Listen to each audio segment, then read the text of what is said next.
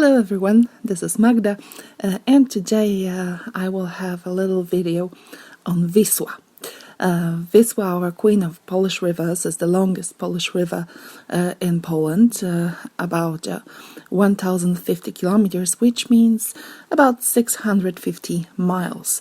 It starts in the south of Poland, in the mountains, in a place called Barania Góra, which can translate to Ram Mountain. It runs to the Baltic Sea. It runs through the most popular tourist places in Poland, like Krakow.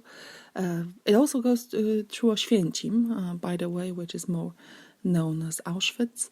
But then Kraków, then Sandomierz, Kazimierz nad Wisłą, which is a beautiful, beautiful place. Then it's Warsaw, Warszawa, then Toruń, and Gdańsk. If you've been to Poland, you've probably been to one of those places. When we talk in English, it's usually Vistula River, but we pronounce it Wisła. Yes, that's the problem with the Polish language, basically. Our W is pronounced as V, and then if you have the L with a little line, with a little slash, it's actually pronounced as W. So when you see Wisła, then it has W as the first one, so V, and then it has that line L, a letter with the slash, and it's pronounced as W in English. So that's the whole thing. It probably meant something flowing, but we don't know for real. It's a very, very old name. It was even written down by the Romans, by Marcus Agrippa, in 7th century before Christ. So it's a quite old text. When it comes to Warsaw, to Warszawa, Wisła was always very, very important from the very start. It was, for one, protecting the settlements, the first settlements that were in this territory. Two, rivers used to be the ways of transporting goods for trade. So that was also the role of the Viswa River. Wisła in Warsaw is about 30 kilometers long, which is probably about 18 miles. And as I said, it was very, very important for the first settlers that came here. Because Viswa created something that's called Viswa Escarpment, a very steep riverbank that goes almost all the way from the south to the north of Warsaw.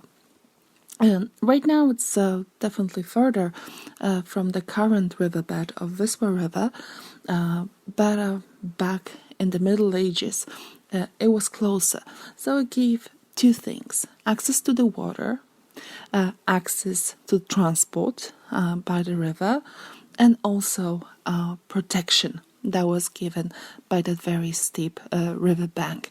That was used during the foundation of the first settlement on the left side of the river, because as you can see right now, Wisła divides Warsaw into two parts: the left side of the river and the right side of the river. Right side of the river wasn't a part of Warszawa, of Warsaw, for a very, very long time, but right now it all is, though it's probably less developed than the left side of the river than the left-sided Warsaw. But back to our settlement from the 13th century, it was called Jazdów. It was situated where the Łazienki Park is right now, and it was protecting another settlement, which was just by the bank of the river. The other one was called Solec. It was the older settlement from the 12th century, but in the emergency, people from Solec were running to Jazdów. Jazdów was situated on the escarpment. It was easier to protect, though even this location didn't help Jazdów in the second half of the 13th century, when the Lithuanians attacked Warsaw. Jazdów was destroyed. But Viswa River is narrower in the area of Warsaw, so people from that destroyed settlement, well, those that survived and weren't taken captive, other people went a few kilometers north to the area of the current old town of Warsaw. If you have been to Warsaw, you know where it is. It's still on the escarpment, which gives the protection from the side of the river. It had access to water. That was the perfect location. So thanks to it, thanks to the Viswa River, Warsaw was located where it is. The Viswa Escarpment is also one of the reasons why Warsaw looks as it looks right now, because it was offering not only the means of protection, but later, when things changed a little bit, it was also offering wonderful views from the top of the escarpment. Many nobles built their palaces on the escarpment, starting from the old town to the south during the few centuries. Well, starting with the royal castle, first the castle of the dukes of Mazovia region, then Jazdów, the place where the old settlement was transformed into the court, the wooden building for the Polish kings from the Jagiellonian dynasty. Then the Vasa kings built the Jazdów castle in that place.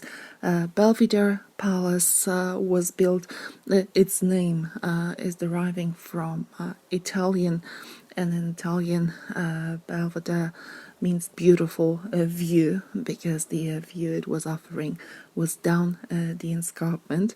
And right now, down the Belvedere Palace, there's of course the Łazienki Park, which is really, really amazing.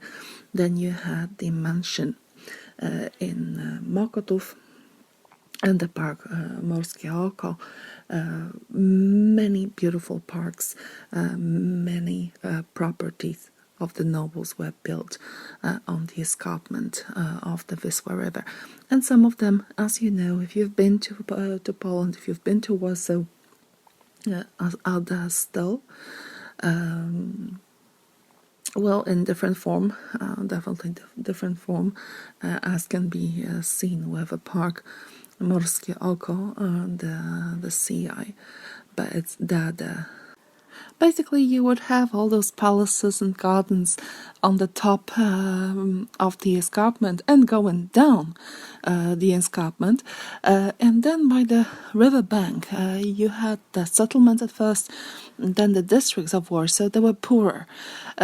They couldn't afford to live in the places that were a little higher. That's one. And two, they profited from the river.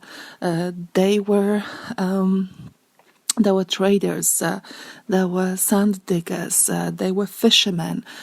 They had to live close to the river, but every year in the springtime, the river overflooded. So it wasn't the place where the rich would live. We can see the traces of it, even the names in the city. One of the parts of Warsaw that are located close to the river. It's called Solec. The name derives from the word sól in Polish, which means salt. There were huge warehouses with salt that was transported down the river from the south, from Kraków, from Wieliczka mine, which is right now the UNESCO World Heritage Site. Very beautiful salt mine that was a source of salt in the Polish kingdom in the Middle Ages. When you have a city that's located on the both sides of the river, or a city or town that's important enough for many people from all over the country to get to it, not only from the left side of the river, you definitely need some infrastructure. You need bridges, and the bridges were always a problem in Warsaw. It's still a problem. Too many people, too many cars, not enough bridges. Always the same thing. The first permanent bridge in Warsaw was built in the 16th century, made of wood, work of art when it comes to the engineering. They say was probably one of the best bridges in this part of Europe. It was even commemorated in one of the poems of our Polish poets. Jan Kochanowski was his name. That bridge lasted for 30 years. It has to withstand really low temperatures, then the floods in the springs. So there were a number of different reasons why it collapsed. They say there was the quantity of ice at some point, thawing ice in the springtime that took the bridge with it down the river. And till the 19th century, there was no permanent bridge in Warsaw. We had a lot of temporary bridges.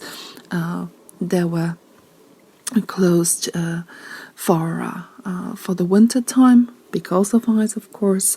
And in 19th century, the first real modern, let's say, metal bridge of Kierbeć was built right by the old town. That bridge lasted till 1944. That was destroyed by the Germans during the World War II.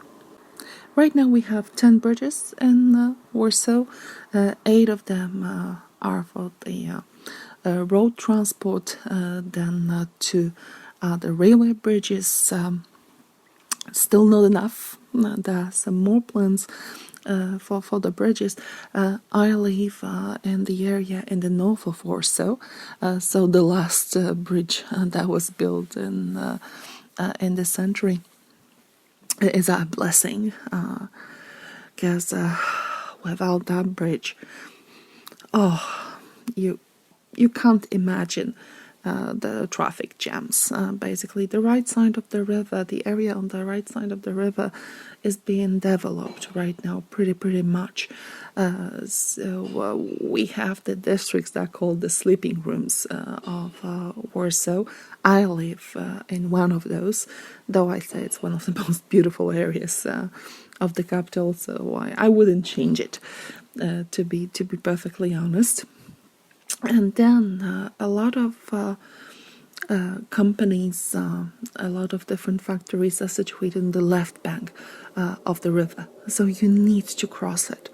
Public transport in Warsaw is quite good. I like it, I use it for the lack of car. Better if you stand in a traffic jam in a very crowded bus.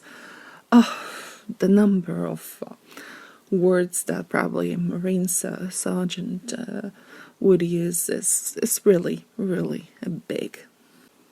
In the past, the river was used, as I say, as a mean of transport, as a mean of defense. A lot of people lived off the river. There were also special boats that would take people for the trips up and down the river. They will take them during the weekends, especially on Sundays, to the north of Warsaw, to the Bielany Forest, to Młociny Forest, which is very close to my place. They're on a different side of the river, and there were special picnic places. Not anymore. Well, you can go there, of course. You can go there for the walk. They are lovely places, absolutely lovely places. Warsaw itself is very green, but no picnics, no carousels. Different form of spending your free time right now, and apart from the sand diggers, you wouldn't have the river used too much. We don't have river transport anymore, not too much of it, maybe local transport, but not how it was used before the World War II.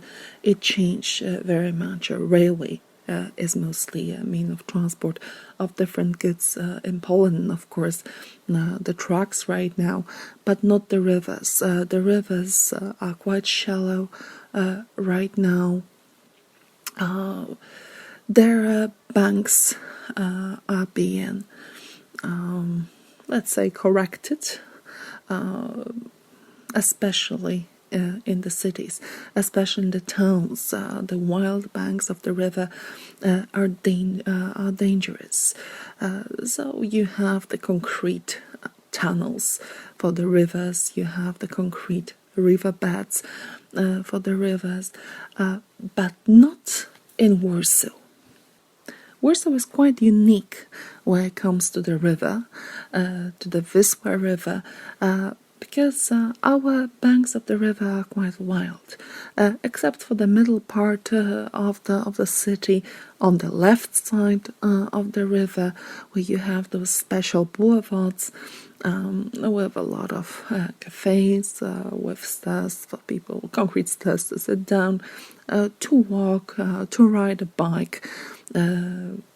Other parts of the banks of the river are completely wild. You wouldn't have it anywhere else in Europe, I think, especially in the central part of Europe. That's what makes it very, very special, because you can walk a little bit to a bank of the river and you feel like you're not in the city, like you're living somewhere else, like you're living in the countryside. If you remember my first video, I was recording my greeting just by the river bank, and that's not only in my northern part of Warsaw. If you are in the central part of the Warsaw's Wisła River, on the right bank of the river in the Praga district, you would have the same chance. For a little forest, bushes all around, wild animals, birds, many places for the wildfires, quite different. Of course, it also makes it special for animals. Those wild riverbanks of the Viswa River create a corridor, a passage for the wild animals to travel. Some of them are only passing by. We know that the wolves that are being currently reintroduced to Poland, they were passing by the riverbanks. They are traveling those little paths, but we have some animals that live there permanently. We have a lot of wild boars. I know it sounds surprising, but the wild boars are actually quite quite common in Warsaw, in my districts especially. In the winter time, and the winters aren't that heavy right now. You can walk out in the morning and see the grass, well, the remains of the grass destroyed by the boars looking for the acorns. Because in my part of Warsaw, you have a lot of oaks, so it's not, very uncommon to meet a wild boar in the bushes right by the Viswa River, in those special forests. They're not, especially on the right side of the river, they're not big forests. The lower trees, the plants that usually live in the area, that's quite often flooded. So you wouldn't have the trees that are way high in the sky, but you would have plants that can really withstand that situation every year, well, almost every year, because right now we have a huge drought in Poland, so the river level is quite low, but I remember times when the river was flowing basically under the bridges. There were just a few centimeters of space between the river and the bridges. The nature on the wild bank of the river is protected, and there are a lot of the wildlife reserves. There is a special territory that is protected by the law, which is called the Territory Nature 2000. So you have to be really very careful not to intervene in the nature in those places. As well as they are very favorite places for Warsaw people to go, just to have a barbecue, for instance, or sit down, have a drink, and talk about life and death. If you're not afraid of mosquitoes or ticks, because especially the mosquitoes, there are plenty of them. But I mentioned wild boars, but the animals, there are foxes. For instance, I've seen one of those 2 days ago when I was walking on the river bank. There are elks, there are deers on the right and left side of the river. Though on the left side of the river, they're walking from a national park, which is basically right outside the city borders. The Campinos National Park is a place where elks were reintroduced, so it's not a surprise to see an elk on the street, in the street of Warsaw, in the morning or at night. That's hardly a surprise, to tell you the truth. But there are also beavers, a lot of beavers. By the riverbank, when I walk there, and I walk there quite a lot, especially in the current circumstances, where I really prefer to walk somewhere in the bushes without meeting people, where I can take my mask off. I can see many traces of the beavers. You can see, of course, the trees being cut down by them, but you can also see their burrows.